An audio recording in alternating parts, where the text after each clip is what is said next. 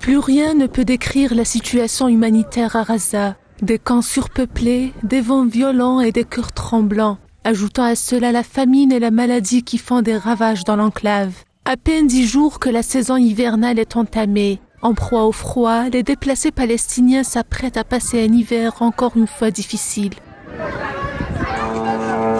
Les températures dans la bande de Gaza connaissent une forte baisse la nuit au milieu de cette saison hivernale. Les déplacés palestiniens et les enfants en particulier sont exposés à des hypothermies sévères. Le froid à l'extérieur de ces tentes est très rude et sévère. Pourtant, des milliers de Palestiniens déplacés par le génocide toujours en cours sont contraints de dormir dans la rue.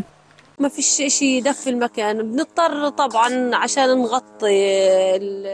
n'y a rien pour réchauffer l'endroit. Pour lutter contre le froid, nous devons allumer un feu. Nous avons entendu parler de nombreux cas de personnes qui meurent de froid à Gaza. J'ai vu des photos de nouveau-nés, alors j'essaie de garder ma petite fille au chaud, de peur de la perdre à cette période de l'année.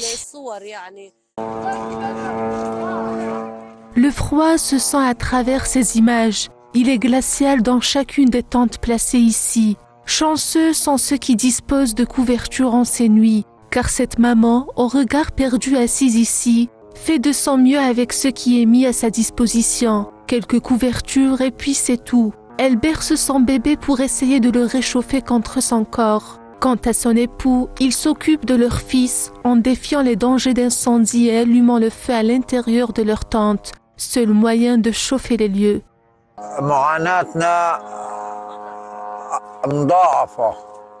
Notre souffrance est d'autant plus grande que nous sommes dispersés dans des tentes sans couverture chaude ni couchage adapté.